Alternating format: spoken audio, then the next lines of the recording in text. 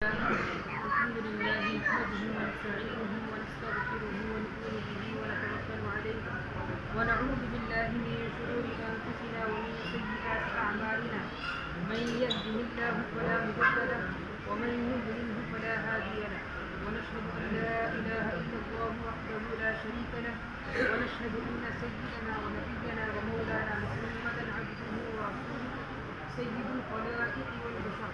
أرسله بالحق بشيرا ونذيرا بين يدي الساعة من يطع الله ورسوله فقد رشد واهتدى ومن يعصهما فإنه لا يضر إلا نفسه ولا يضر الله شيئا أما بعد فيا أيها الناس اتقوا الله العظيم كما أمر وانتهوا عما نهاكم عنه وزجر قال الله تعالى في القرآن المجيد أعوذ بالله من الشيطان الرجيم بسم الله الرحمن الرحيم يا أيها الذين آمنوا اتقوا الله حق تقاته ولا تموتن إلا وأنتم مسلمون فقال الله تعالى يا أيها الناس اتقوا ربكم الذي خلقكم من نفس واحدة وخلق منها زوجها وبث منهما رجالا كثيرا ونساء وقال الله تعالى أيضا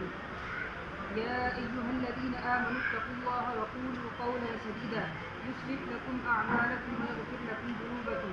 ومن يطع الله ورسوله فقد فاز فوزا عظيما وقال رسول الله صلى الله عليه وسلم الدنيا كلها متاع وخير متاع الدنيا المرأة الصالحة وقال رسول الله صلى الله عليه وسلم النكاح من سنتي فمن رغب عن سنتي فليس مني وقال رسول الله صلى الله عليه وسلم تزوجوا الودود الودود فإني كافر بكم الأمم وقال رسول الله صلى الله عليه وسلم إذا تزوج العبد فقد استكمل نصف الدين فليتق الله في النصف الباقي